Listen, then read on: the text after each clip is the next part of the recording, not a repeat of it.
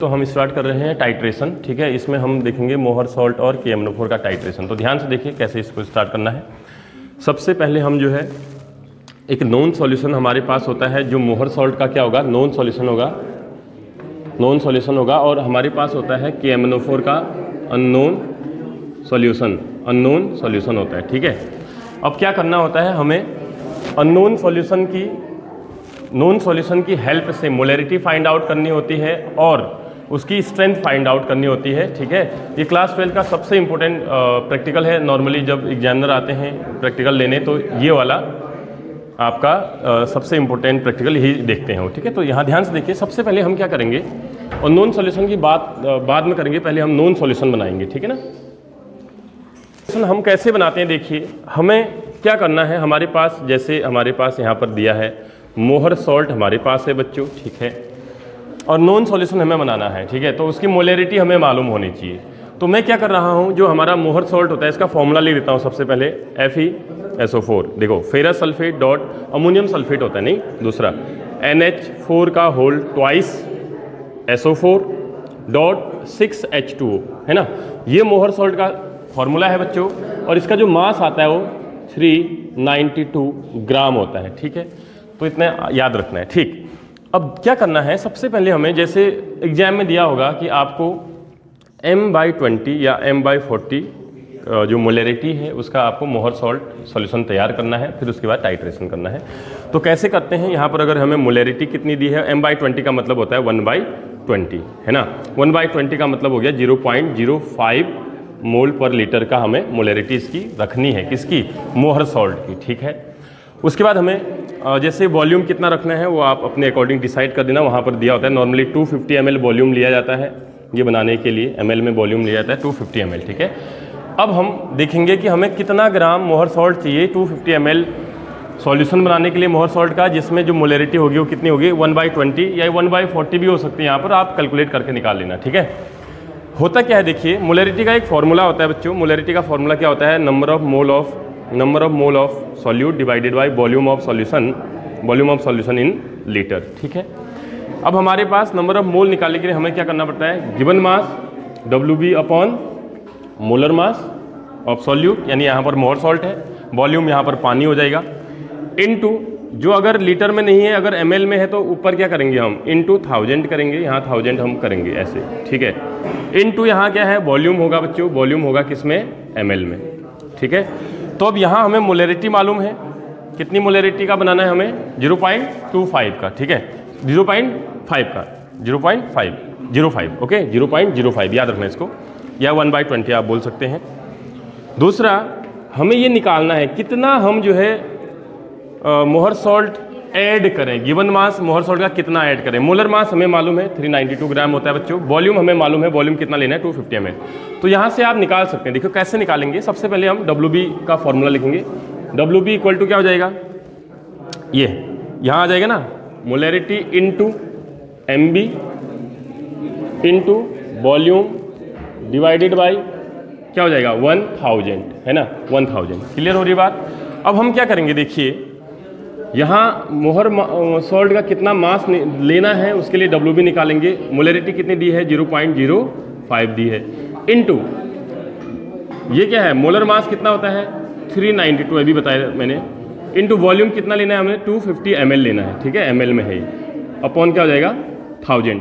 तो यहाँ जो WB आएगा ना बच्चों, ये कैलकुलेट करना आप, it will be equal to 4.9 gram, कितना आएगा, इतना आएगा।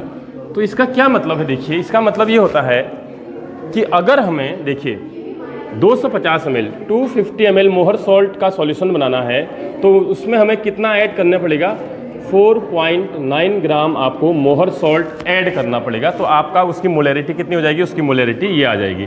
अब ये बन गया नॉन सॉल्यूशन, क्या बन गया, हाँ, जैसे ये बनेगा उससे पहले सबसे पहले ये कैसे बनाना है, उसका एक प्रोसीजर है, डायरेक्ट मत बना लेना। 250 ml लेके उसमें मोहर सॉल्ट 4.9 ग्राम मत डालना, ठीक है। प्रोसीजर क्या है, ध्यान से देखिए, जहाँ बच्चा गलती करता है वो गलती यहीं पर होती है। आपको सबसे पहले बीकर लेना है, उसमें लगभग 100 ml पानी लेना है, उसमें फिर आपको बच्चों 4.9 ग्राम क्या डालना है, 4.9 ग्राम आपको मोहर सॉल्ट डालना है, और फिर जाके 10 ml आपको कंसनट्रेटेड H2SO4 उसमें मिलाना है। आप डाइल्यूट भी मिला सकते हैं, उससे कोई फर्क नहीं पड़ता है। 10 ml, कितना ml? 10 ml आपको क्या मिलाना है? कंसनट्रेटेड H2SO4 या डाइल्यूट H2SO4 मिलाओगे। पहले जब आप 100 ml में 4.9 ग्राम क्या ऐड करोगे, मोहर सॉल्ट ऐड करोगे, तो आपको देखिएगा उसका कलर कैसा आ रहा है। उसका कलर आपका हल्का सा येलो टाइप का आता है। जैसे आप इसमें एसिड ऐड करेंगे आपका ये कलरलेस हो जाएगा। अब कितना हो गया ये? 100 से थोड़ा बढ़ गया होगा। अब आपको उसमें जो आपका मेजरिंग फ्लास्क होता है उसकी हेल्प से करेक्ट कितना करना है, पानी ऐड करना है और कितना हो जाना चाहिए? 250 ml उसका वॉल्यूम हो जाना चाहिए। कितना होना चाहिए? 250 ml वॉल्यूम होना चाहिए, right.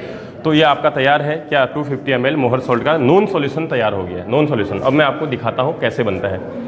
Yes, group number 5, group 5 आइए, आप वो लेके आओ, मोहर सॉल्ट लेके आओ जल्दी से, मोहर सॉल्ट लेके आइए, कम फास्ट। आपका पीरियड है? कम से कम आधा घंटा लगेगा। मेरा पीरियड लगाया उन्होंने? नहीं लगाया है?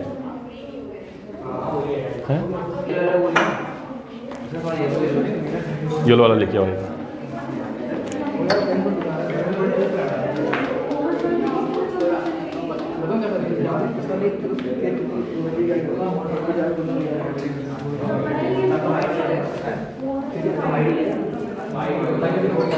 चलिए लाइए, कोई बात नहीं, यही लाओ,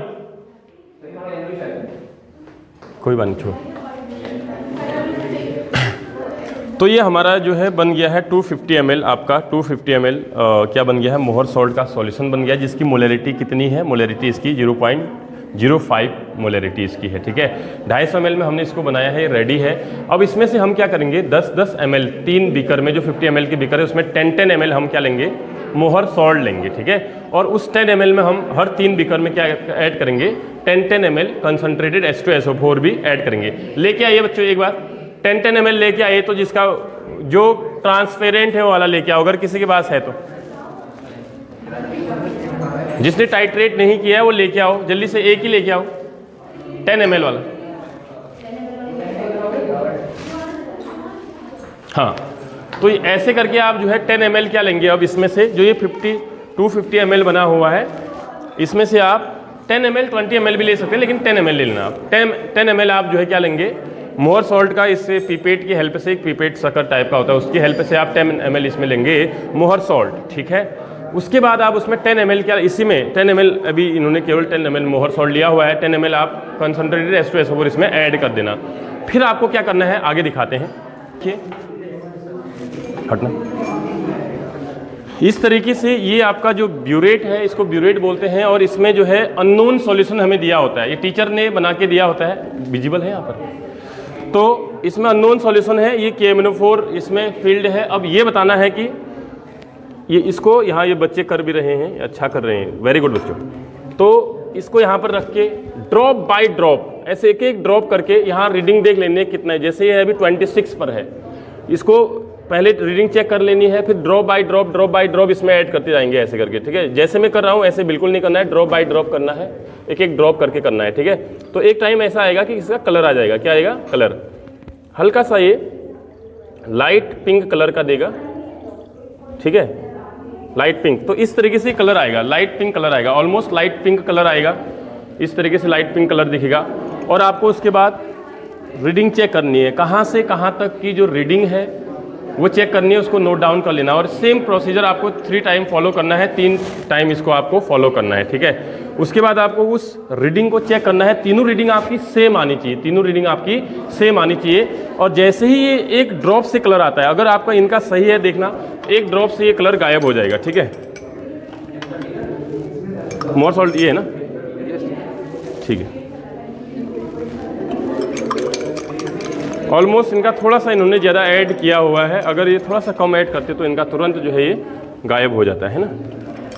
ये डिक्लराइज हो गया है ये, इसका मतलब इनका ठीक है, अच्छा है, कोई दिक्कत नहीं है। तो जैसे ही आपका पिंक कलर आएगा एक ड्रॉप से, उसको एंड पॉइंट बोलते हैं, उसका मतलब होता है मोहर सॉल्ट और KMnO4 की रिएक्शन कंप्लीट हो चुकी है, ठीक है। तो इस चीज़ का ध्यान देना है आपको, ये डिक्लराइज हो गया है ना, एक ड्रॉप डालोगे फिर कलर आ जाएगा, एंड पॉइंट बोलते हैं उसको। बाकी कैलकुलेशन से मैं आपको समझाता हूँ, ठीक है।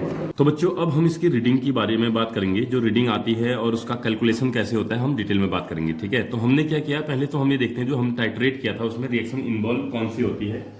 तो उसमें जो रिएक्शन होती है वो होती है, सबसे पहले हम KMnO4 लिखेंगे, KMnO4, ठीक है, प्लस हम इसकी रिएक्शन KMnO4 की मोहर सॉल्ट से कर रहे थे। मोहर सॉल्ट का फॉर्मूला आपको अच्छे से मालूम है, क्या होता है जल्दी बताइए। मोहर सॉल्ट का फॉर्मूला होता है आपका FeSO4 डॉट NH4 का whole twice SO4 dot 6H2O, और इसमें हमने कंसंट्रेटेड H2SO4 भी ऐड किया हुआ था। बैलेंस आप कर लेना, मैं रिएक्शन लिख दे रहा हूँ। KMnO4 जो ब्यूरेट में था, जो हमने लिया था 10 ml, जिसमें हमने 10 ml आपका H2SO4 डाला था, ठीक है, ये मोहर सॉल्ट का सॉल्यूशन हो गया। और ये ठीक है ना। तो जब भी प्रोडक्ट बनाना, देखो इसका ट्रिक मैं आपको बताऊंगा कि ये प्रोडक्ट कैसे बनता है। देखो सबसे पहले यहाँ पोटेशियम है ना, पोटेशियम का सल्फेट बनाइए सबसे पहले प्रोडक्ट में जो बनेगा, ठीक है। पोटेशियम का सल्फेट यानी K2 क्या हो जाएगा, SO4 हो जाएगा। इसकी वैलेंसी 2 होती है, इसकी 1 होती है, तो क्रॉस मल्टीप्लाई करके K2SO4 हो जाएगा। प्लस अब Mn है, ठीक है, Mn जो आपका है, Mn का यहाँ पर ऑक्साइड वो बनाइए आप, सल्फेट बनाइए। Mn का सल्फेट क्या हो जाएगा, MnSO4 हो जाएगा, ठीक है। प्लस ये हो गया। अब यहाँ आयरन आइए, आयरन का सल्फेट बनाइए। आयरन का सल्फेट तो है ही, फिर भी बना दीजिए FeSO4। फिर बच्चों इसी का सल्फेट अलग हो जाएगा, आपका ये हो जाएगा NH4 का होल ट्वाइस SO4। इसके अलावा जो बचता है और वो बनता है बच्चों, यहाँ पर पानी भी बनता है, ठीक है ना। अब इसको आप बैलेंस कर लीजिएगा, ये जो है रिएक्शन है।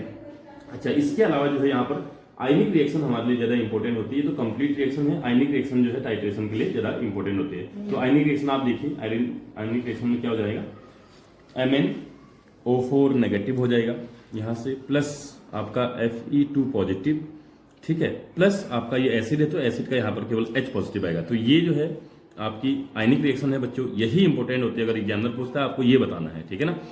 इससे क्या बन जाएगा, देखो Mn यहाँ पर +7 में है तो ये +2 में चले जाता है, Mn2 पॉजिटिव हो जाता है। Fe2 पॉजिटिव में ये ऑक्सीडाइज हो गया, क्या बन जाएगा आपका, Fe3 पॉजिटिव बन जाएगा। बच्चों इसको बैलेंस करना होता है रिडॉक्स रिएक्शन में, तो ये हो जाता है आपका वाटर। तो दैट इज द आपका आयनिक रिएक्शन फॉर टाइट्रेशन, ये आयनिक रिएक्शन है, ठीक है। अब आगे जो है देखिए, अब हम कैलकुलेशन करते हैं। हम जो आपका अननोन सॉल्यूशन था KMnO4, उसका हम क्या निकालने जा रहे हैं, उसकी मोलरिटी। तो देख लेते हैं यहाँ पर मोलरिटी का जो फॉर्मूला होता है, दोनों में कैसे रिलेशन होता है। दो अलग अलग सॉल्यूशन है, उनकी मोलरिटी और वॉल्यूम का जो रिलेशन होता है वो होता है आपका M1V1 upon N1 equal to M2V2 upon N2 होता है, ठीक है। अब यहाँ पर ये जो है और ये जो है, ये किसके लिए है, ये है KMnO4 के लिए। KMnO4 की ये मोलरिटी वगैरह है, ये किसकी है बच्चों, ये आपकी मोहर सॉल्ट की है। किसकी है, मोहर सॉल्ट की, ठीक है ना। तो हम इसको क्या कर रहे हैं देखिए, अब इसको हम सॉल्व करेंगे, ठीक है। तो देखिए हमें मोलरिटी ऑफ KMnO4 निकालनी है ना, तो यहाँ इसको M1 इधर रखेंगे, इसको क्रॉस मल्टीप्लाई करके उधर भेजिए। उधर क्या है, M2V2 है अपॉन N2 है, ये क्रॉस मल्टीप्लाई करके ऊपर चले जाएगा, यहाँ N1 हो जाएगा, ये डिवाइड में आ जाएगा, it will B V1, right. अब क्या करना है देखिए, यहाँ ये रीडिंग सबसे इंपॉर्टेंट है, रीडिंग सबसे इंपॉर्टेंट है। जब हमने ब्यूरेट की रीडिंग ली थी तो हमारी 8.6 के अराउंड रीडिंग आई थी, तीनों ही रीडिंग हमारी 8.6 के अकॉर्डिंग थी। तो वो क्या था देखिए, वो क्या था, वो था जो आपका V1 है, यानी KMnO4 की रीडिंग थी ना, तो V1 यहाँ पर क्या है, 8.6 है, V1 यहाँ पर 8.6 है, ठीक है। और याद रखना ये सबसे इंपॉर्टेंट है बच्चों, जो यहाँ N1 है ना, N1 वो यहाँ से आता है।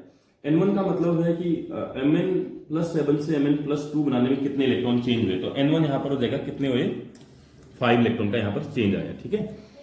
और M2 क्या है, ये है आपका जितना आपने टाइट्रेशन करते समय मोहर सॉल्ट का वॉल्यूम लिया होता, कितना लिया था, M2 आपका हो जाएगा, M2 आपका हो जाएगा बच्चों 10 ml लिया था हमने, है ना। V2 कितना है, सॉरी V2 10 ml है, V2 10 ml है, 10 ml हमने लिया था। और जो M2 है मोलरिटी ऑफ मोहर सॉल्ट कितना हो जाएगा, 1/40 हमने ली रखी थी, जितना भी आप लोगे 1/20 भी हो सकता है। और हाँ सबसे इंपॉर्टेंट है N2 कितना आ जाएगा वो देखते हैं। N2 आएगा आपका Fe2 positive to Fe3 positive में इलेक्ट्रॉन का चेंज आएगा, ये कितने हैं, 1 है, +2 से +3 गया तो एक इलेक्ट्रॉन चेंज हुआ है, तो ये N2 1 हो जाएगा, ठीक है ना। तो अब यहाँ पर क्या क्या देखिए, M1 अगर आपको निकालना है, मोलरिटी ऑफ आपका KMnO4 निकालनी है, तो आपको क्या करना है देखो, M2 कितना है, M2 की वैल्यू आप रखिए 1/40। V2 कितना है बच्चों, V2 10 ml है। N2 कितना है, N2 आपका 5 है, N2 आपका 1 है, N1 आपका 5 है, N1 आपका 5 है, V1 आपका 8.6 है। आप इसको कैलकुलेट करोगे तो यहाँ पर किसकी एक सेकेंड, इसकी किसकी मोलरिटी आ जाएगी बच्चों, ये आ जाएगी आपकी इसकी KMnO4 की अननोन सॉल्यूशन की जो आपकी मोलरिटी यहाँ पर आ जाएगी। लास्ट एक चीज और देख लीजिए बस, स्ट्रेंथ ऑफ KMnO4 अगर आपका निकालना है, स्ट्रेंथ निकालनी है, स्ट्रेंथ निकालने के लिए आपको फॉर्मूला होता है उसका मोलर मास, KMnO4 की स्ट्रेंथ निकालनी है तो मोलर मास इनटू उसकी मोलरिटी कितनी है ना। तो मोलर मास KMnO4 का 158 ये तो फिक्स होगा, इनटू मोलरिटी जो हमारी आ रही थी अभी वो आ रही थी 0.1 आ रही थी, ठीक है ना। तो इसको हम मल्टीप्लाई करेंगे, इट विल बी 15.8 ग्राम पर लीटर। तो इसका मतलब ये हुआ, यहाँ से स्ट्रेंथ से क्या मालूम चलता है, जैसे टीचर ने जो आपके लिए बच्चों एक बड़ी सी फ्लास्क में क्या बनाया होगा, जो KMnO4 का सॉल्यूशन बनाया होगा, 1 लीटर उसने पानी लिया होगा उन्होंने, है ना। 1 लीटर पानी लेके उसमें कितना ग्राम डाला होगा, 15.8 ग्राम आपका क्या डाला होगा, उसमें आपका KMnO4 ऐड किया होगा, ठीक है। तो ये कहानी थी इसकी टाइट्रेशन की, इसको सीखिए।